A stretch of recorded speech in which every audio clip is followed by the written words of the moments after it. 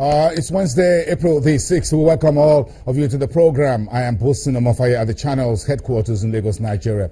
Now, coming up over the next 30 minutes, Saudi Arabia is set to sign a 5-year energy deal with Egypt's petroleum worth some $20 billion.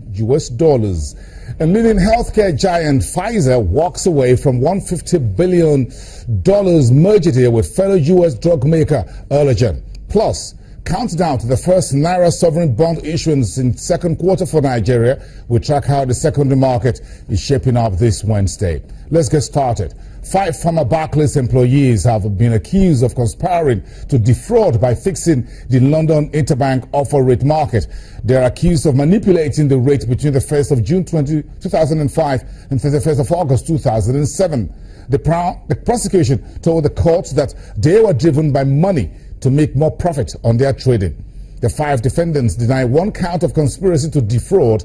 The court also heard that the financial position of every company, every government, perhaps every household was directly or indirectly sensitive to the London interbank offer rate in one way or another. The trial at Southwark Crown Court, which began on Tuesday, is expected to last 12 weeks. Let's talk about healthcare. Pfizer Incorporated has terminated its $160 billion merger deal with Allergan PLC, marking an end to the largest ever healthcare acquisition as officials in Washington crack down on corporate inversions. Pfizer Incorporated will need to pay $400 million in fees to Allergan for expenses relating to the aborted deal. Allergan, which is run from New Jersey but has a legal domicile in Dublin, Ireland, last year agreed to merge with Pfizer Incorporated in a deal that would have given the New York-based company a foreign address and a lower tax rate. The decision represents a victory for President Barack Obama, whose administration on Monday proposed tougher than expected new rules aimed at making inversions like the Pfizer-Allergan deal harder to achieve. Now, this is how the world of stock markets in Asia finished today. Little changed on Wednesday. Investors really cautious after a sharp decline in U.S. markets. In Japan, the benchmark Nikkei 225 down 0.1%. That's the 7th straight declines in the market.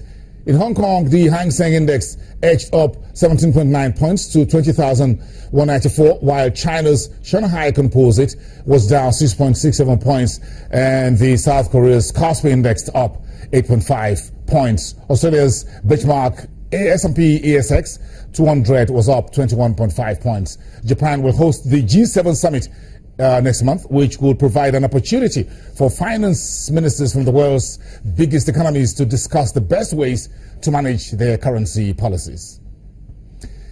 We're in a raft of economic news, from Pfizer-Allergan to the London Stock Exchange and Deutsche Börse merger, as well as Daimler, the German automaker, maker of Mercedes, reporting better than expected sales. So let's see what's driving the Frankfurt market today and what Olaf Kreger, the DWTV financial correspondent for Channel Television, is driving at the Frankfurt Stock Exchange today. On the street there.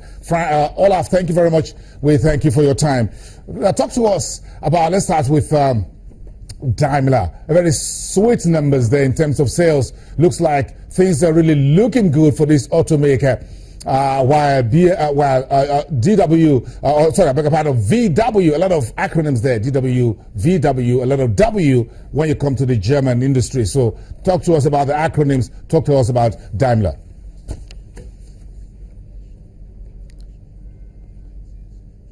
Well, first of all, the numbers, the sales figures are really excellent, and Daimler is going obviously to continue the story of success we saw in 2015. It was a record year for Daimler, and this all happens, we have to keep that in mind, in this special sentiment for car makers all around the world. And despite of the slowdown of different economies like China, like the US, but Daimler is still on track, and I'm absolutely convinced that the shareholders who on the meeting of Daimler in Berlin today are very satisfied, and the man behind all this is still the CEO of Daimler, Dieter Zetsche. Well, if we stick with the corporate news, let's talk about healthcare a little bit. The breakdown in talks for the $150 billion about Pfizer Allergan merger deal. Is there something that investors in healthcare stocks in Frankfurt are they worried about the breakdown of this particular mega deal, as it were?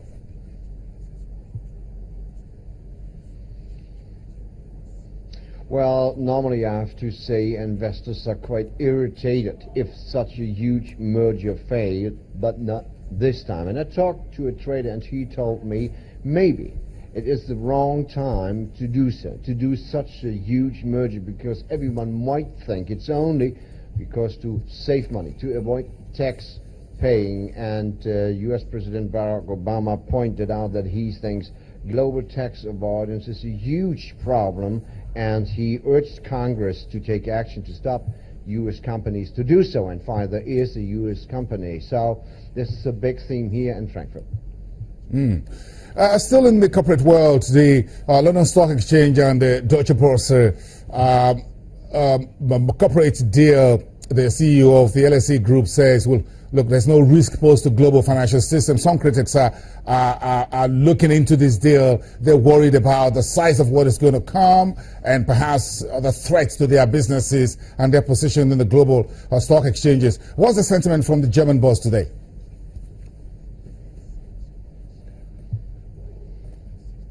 Well, this is still a tough cookie, because nowadays everyone is discussing about a Brexit. Well, that means that Great Britain is leaving the European Union, and it's not very easy to have a discussion in those times. But Frankfurt is still very interesting in this merger thing, because together with the London Stock Exchange, they will create one of the biggest and most important trading platforms in the world. But there is one question: who is going to lead this new company? Is it London?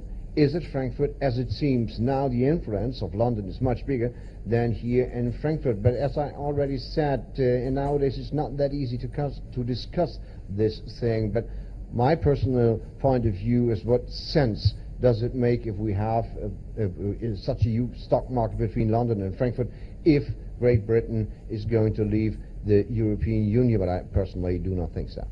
Looks a little bit like some political headwinds there for this planned corporate merger. Let's keep an eye on the aisle and see if these two exchanges will walk down to the altar anytime soon.